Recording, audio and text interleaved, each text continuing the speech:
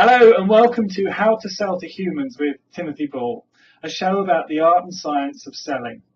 I'm a working sales and marketing manager in the UK, and I want to talk about what works in sales today rather than may would have worked 20 or 30 years ago, while also looking at those things that are timeless in selling to other humans.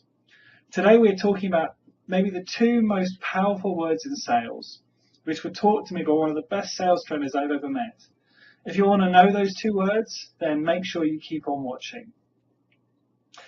At the core of sales is the mutual exchange of one or more things of perceived value for one or more other things of perceived value. Likewise, in each sales cycle with a prospective or current customer or client, there'll be lots of small sales along the way toward a final decision, right from maybe them agreeing to take a meeting with you to speaking with maybe the people that are sort of holding some of the financial purse strings, all those way through, everything towards getting that agreement. And if you can handle those different steps well, then it will set the standard as you go towards those last stages and getting a new piece of business, selling that car, selling that house, selling that software, whatever it is you're selling. It won't always mean you ultimately close, because a whole manner of things can happen in sales, and I had a whole lot of different things happen to me. But it will help you in controlling your side of the sales cycle. Recently, the company I work for was exhibiting in London at one of the biggest events in my industry. We were one of a number of other vendors in the exhibition hall. So my colleagues and I, we worked really hard to be very active and bring people toward our stand. We'd first check if they were looking for a solution like ours to help overcome their organization's pain. Sometimes asking them very simply is, can you tell me what you're looking for today? Are you looking for, can we help you? Is this something we can help you with? And then if they said to us that yes, this is something we're looking for, and then we'd invite them sort of in towards our stand, and we had a few sort of monitor screens up running our system. So we sort of brought them in onto the booth, and they then were able to sort of talk with us and tell us a little bit about what they were struggling with, and we could then say, okay, is this something that we can help them with? And as a result of this process, we were extremely busy throughout the couple of days the conference was running. Sometimes myself and my colleagues, all of us were running demonstrations of our software. And as a result of that, we had a lot of very positive, qualified leads coming through to us. Because we put the time in, listened to those needs, demonstrated some perceivable value, and qualified the leads accordingly. In doing so, we'd exchanged our time and input to get something from the prospects.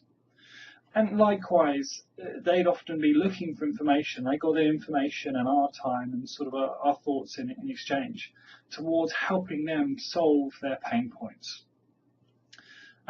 And this exchange is not just at the beginning, it must go on throughout the sales cycle. Truth be told, I'm very reluctant to do anything without asking for something in return. For example, if your prospect wants you to do something, then make sure you understand what you'll get in return and when. I've had experience opportunities going very long when I lost control of this process, which has cost me a lot of time and hard work in process. Going through such a process throughout the sales cycle often means that people devalue your input because they're essentially getting something for free. And human psychology typically means that people either take things they get for free as not having value. If something's given away for free, they say, well, it obviously isn't worth anything. Or they treat it with suspicion. There's always that sort of thought about there's no such thing as a free lunch. So how does this work in principle in sales? And therefore, what are the two most powerful words? Well, firstly, always make sure that you get something in return. Say that a prospect has asked you for overall pricing details. They've asked you, you had a bit of an initial discussion with them. They've said, okay, we like what we're seeing so far. We think this has value. We perceive this as having value. Can you please put us together a pricing document for us based upon our discussion? Now, it's very easy at this point to get really excited and say, great, they're just a step away, just about to sign. But you must get a commitment in response. You're trading your work on putting together pricing details, a proposal, and you must ask for a commitment from them for a response. Now, this typically means, if I send you this pricing document, then when will we have a meeting? When will we have a phone call to discuss the feedback? If I do this, then when will you be able to tell me whether or not you accept the pricing details? It sounds sort of simple, but it's making sure those things get in place. And if you can get a response set for something like that on, say, a specific time and date, then needless to say, that can save you a lot of stress. And it will also get you an understanding of how serious they are. And a big part of that, is in that particular example, say someone says, I want a pricing proposal from you. Well, you can then say, okay, so I'm happy to do that. What then? What's the next step after that?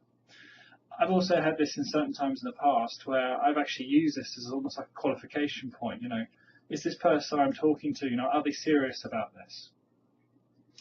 So you're not just sending something to someone who will not buy, cannot buy, or is otherwise, and I say this respectfully, wasting your time. Because oftentimes people don't like to say no. They don't like to close things off. They feel it's rude. But they'll take a lot of your time in the process. And that's not because they're bad people. That's because as human beings, we don't like saying no.